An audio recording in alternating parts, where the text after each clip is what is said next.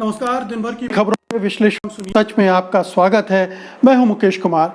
तो दोस्तों, शुरू करते हैं आज का सुनिए सच। आज की खास खबरों पर नजर डालते हुए, अमेरिका ने किया ड्रोन हमला, आईएस के एक और हमले की चेतावनी, सिद्धू की धमकी से हाईकमान की फजीहत, मनीष तिवारी ने किया तंज, अभिषेक और उनकी पत्नी को ईडी का समन, करारा जवाब देंगी ममता, एजेंडा चलाने वालों को नीरज चोपड़ा की फटकार, कई खिलाड़ी आए साथ, पूर्व आईपीएस अमिताभ की हिरासत में पिटाई, जबरन ले गई थी पुलिस।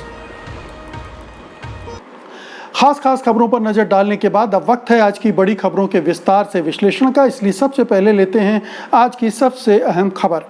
काबुल एयरपोर्ट पर हुए बम धमाकों के बाद अमेरिका ने एक बार फिर अपने नागरिकों के लिए चेतावनी जारी की है। इसमें उसने कहा है कि अमेरिकी नागरिक काबुल एयरपोर्ट के बाहर से तुरंत हट जाएं। गुरुवार शाम को हुए बम धमाकों से पहले भी अमेरिका सहित कई देशों ने ऐसी ही चेतावनियां जारी की थी। इससे पहले अमेरिका ने आतंकवादी संगठन आईएसआईएस पर एयर स्ट्राइक की है। अमेरिका ने कहा है कि ड्रोन के जरिए की गई ये एयर स्ट्राइक पूर्वी अफगानिस्तान के नांगरहार प्रांत में की गई है और शुरुआती संकेत मिले हैं कि इसमें बम धमाकों के लिए जिम्मेदार शख्स को मार गिराया गया है। बता दें, काबुल में हुए बम धमाकों में 13 अमेरिकी सैनिकों के मारे जाने के बाद बाइडन अपने ही देश में घिर गए हैं। अमेरिकी प्रतिनिधि सभा में शीर्ष रिपब्लिकन नेता केविन मैकार्थी ने अमेरिकी राष्ट्रपति जो बाइडेन की कड़ी निंदा की है। उन्होंने कहा है कि अमेरिका को अफगानिस्तान में तब तक रुकना होगा जब तक कि सभी अमेरिकी नागरिक वहाँ से बाहर नहीं आ जाते। तो अमेरिकी राष्ट्रपति बाइडेन बहुत दबाव में है, क्योंकि अफगानिस्तान से सेना बुलाने के फैसले के बाद जिस तरह से काबुल पर तालिबान का कब्जा हुआ, उसके बाद जिस तरह की खबरें आने लगी आम लोगों पर अत्याचार की और अब बम धमाके, तो बाइडेन पूरी तरह से घिरे हुए हैं। उनकी मीडिया में आलोचना हो रही है, उनके विपक्षी आलोचना कर रहे हैं और उनकी रेटिंग गिरती जा रही है।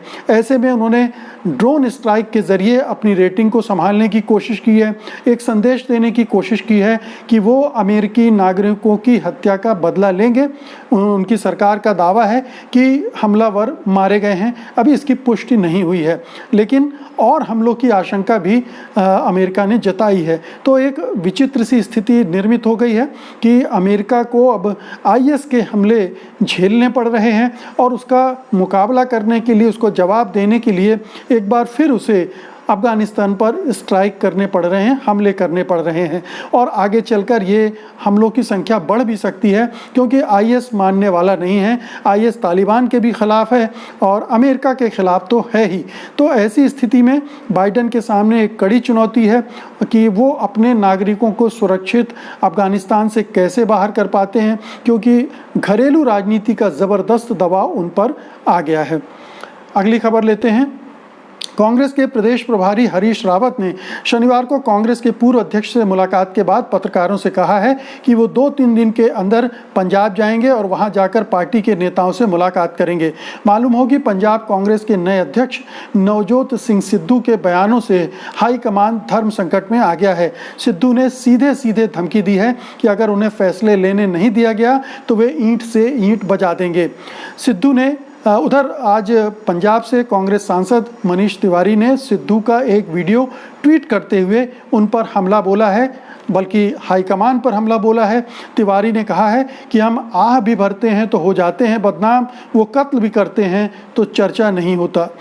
इस वीडियो में सिद्धू कहते हुए सुने जाते हैं कि अगर फैसले लेने की आज़ादी नहीं मिली तो ईंट से ईंट बजा दूंगा। तो सिद्धू मर्यादा की रेखा, लक्ष्मण रेखा, अनुशासन की रेखा लांघ चुके हैं और हाईकमान अब अपने आप को बहुत ही असुविधाजनक स्थिति में पा रहा है, क्योंकि उसने ही उनको पंजाब कांग्रेस का अध्यक्ष बनाया था। उम्मीद की थी कि इससे अमरिंदर सिंह पर वो अंकुश लगा सकेंगे और आने वाले चुनाव में पार्टी को बेहतर ढंग से पेश कर सकेंगे, लेकिन उल्टा होता हुआ दिख रहा है।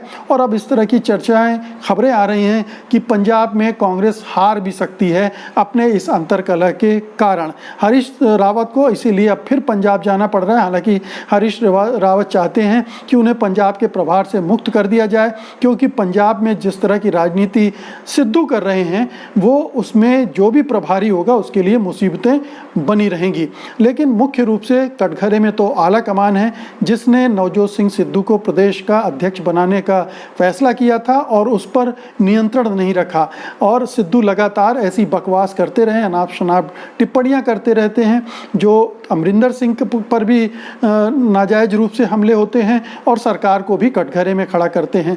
तो अपने ही पैरों पर कुल्हाड़ी मारती हुई कांग्रेस वहां सिद्धू के कारण दिख रही है, और ये कांग्रेस आले कमान के लिए बहुत ही असुविधाजनक स्थिति है, विचित्र स्थिति है।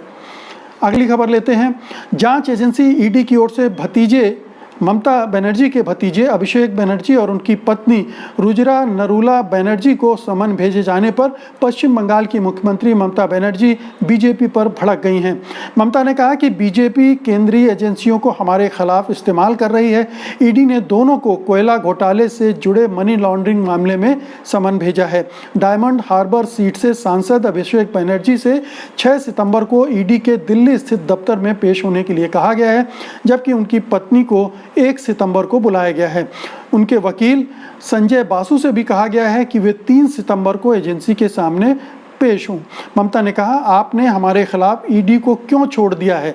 इस एक मामले के जवाब में हम कई मुद्दे उठाएंगे। हम जानते हैं कि जवाब किस तरह देना है। हम गुजरात का इतिहास भी जानते हैं। मुख्यमंत्री ने कहा, कोयला घोटाले के मामले में टीएमसी पर उंगली उठाने का कोई फायदा नहीं है।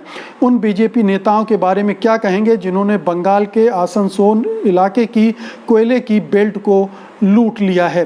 तो ये अब जो लड़ाई चुनाव के पहले शुरू हुई थी, चुनाव जीतने के लिए केंद्र सरकार ने शुरू की थी सीबीआई ईडी के ज़रिए, उसको केंद्र सरकार आगे बढ़ा रही है।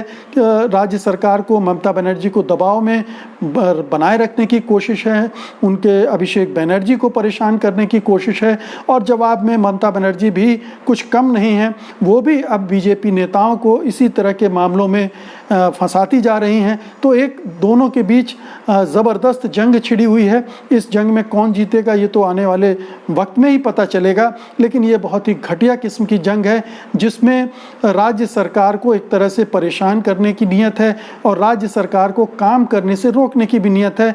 और इसका एक एजेंडा ये भी है कि कैसे बीजेपी अपनी पार्टी को खड़ा रखे जिसका मोराल, जिसका मनोबल बहुत ही नीचे चला गया है और तृणमूल कांग्रेस हावी हो गई है। तो ये राजनीति अभी आगे चलती रहेगी। सीबीआई और ईडी का इस्तेमाल केंद्र सरकार करती रहेगी। अगली खबर लेते हैं। टोक्यो ओलंपिक 2020 में भारत के लिए गोल्ड मेडल जीतने वाले नीरज चोपड़ा ने ऐसे लोगों को चेताया है जो उनके नाम और उनके बयान का सहारा लेकर अपना एजेंडा चलाने की कोशिश कर रहे हैं। नीरज के बयान को ओलंपियन बजरंग पुनिया सहित कई खिलाड़ियों का समर्थन भी मिल गया है। पुनिया ने भी टोक्यो ओलंपिक 2020 में कुश्ती में कांस्य पदक जीता था। चोपड़ा के द्वारा इंटरव्यू में कही गई इस एक बात पर विवाद खड़ा कर दिया गया था। चोपड़ा ने टाइम्स ऑफ इंडिया से कहा था, मैं फाइनल शुरू होने से पहले अपना जेवलिन, अपना भाला ढूंढ रहा था, लेकिन ये मुझे नहीं मिला। तभी मैंने देखा कि अरशद नदीम के पास मेरा जेवलिन है। मैंने उनसे कहा, भाई ये मेरा जेवलिन है। इसलिए आपने देखा होगा कि मैंने अपना पहला थ्रो जल्दीबाजी में किया। लेकिन सोशल मीडिया पर चोपड़ा की बात को वाहियात ढंग से परोस दिया गया और ये दिखाया गया कि अरशद नदीम एक खराब व्यक्ति हैं। कुछ लोगों ने इसे ज़बरदस्ती भारत बनाम पाकिस्तान भी कर दिया। तो चोपड़ा को सामने आना पड़ा और उन्होंने ट्विटर पर एक वीडियो जारी करके ऐसे लोगों को सख्त चेतावनी दी। उनके समर्थन में बजरंग पुनिया ने भी कहा है कि एथलीट चाहे पाकिस्तान का हो या फिर किसी अन्य देश का, वो अपने देश की नुमाइंदगी करता है। वो पहले खिलाड़ी है, क्योंकि कोई पाकिस्तान से है इसलिए हम उसके लिए कोई ऐसा कुछ नहीं कहेंगे। एथलीट्स का सम्मान होना चाहिए। पूनिया के अलावा रियो ओलंपिक में कांस्य पदक जीतने वाली साक्षी मलिक ने भी नीरज चोपड़ा की बात का समर्थन किया है। टेबल टेनिस खिलाड़ी शरद कमल ने भी इस तरह की हरकतों को परेशान करने वाला बताया है। तो हिंदुस्तान में आप जानते हैं कि जिस तरह की राजनीति हो गई है उसमें हर मुद्दे को हिंदू मुसलमान बनाना, भारत पाकिस्तान बनाना एक एजेंडे की तरह चला जा रहा है। एक नैरेटिव बिल्ड करने की कोशिश की जाती है और उसमें हर किसी को खींच लिया जाता है। खेलों को भी खींच लिया गया। नीरज चोपड़ा ने एक साधारण सी बात कही थी। उनका मकसद ना तो ये बताना था कि पाकिस्तानी खिलाड़ी ने उनको परेशान किया और ना ही ऐसी कोई बात थी। इसीलिए जब इस तरह की चीज़ें सोशल मीडिया पे चलने लगी तो नीरज चोपड़ा ने उनका खंडन किया और कहा उन लोगों से कि एजेंडा मत चलाइए, कृपया एथलीट्स को बदनाम मत कीजिए। और अच्छी बात यह है कि खिलाड़ियों की कम्युनिटी से लोग बहुत सारे बाहर आए और उन्होंने नीरज चोपड़ा की बात का समर्थन किया और सोशल मीडिया पर इस तरह की गंदी हरकत करने वाले लोगों को झाड़ भी पिलाई, उनका विरोध भी किया। आज की अंतिम खबर लेते हैं। पूर्व आईपीएस अधिकारी अमिताभ ठाकुर को 14 दिन की जुडिशियल कस्टडी में न्यायिक हिरासत में भेज दिया गया है।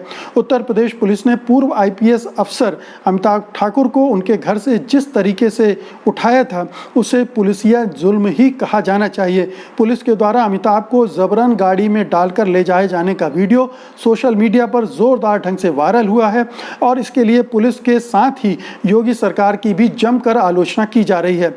पुलिस शुक्रवार को उन्हें उनके लखनऊ स्थित आवास हजरतगंज से थाने ले गई थी। इस दौरान अमिताभ ने बार बार कहा था कि ये तरीका गलत है और वे पुलिस के साथ नहीं जाएंगे। उन्हें एफआईआर की कॉपी दी जाए, बिना कानूनी कारण बताए हुए नहीं जाएंगे। उनके परिजन भी इसका विरोध करते रहे लेकिन पुलिस उनका एक तरह से अपहरण करके गाड़ी में डालकर ले गई।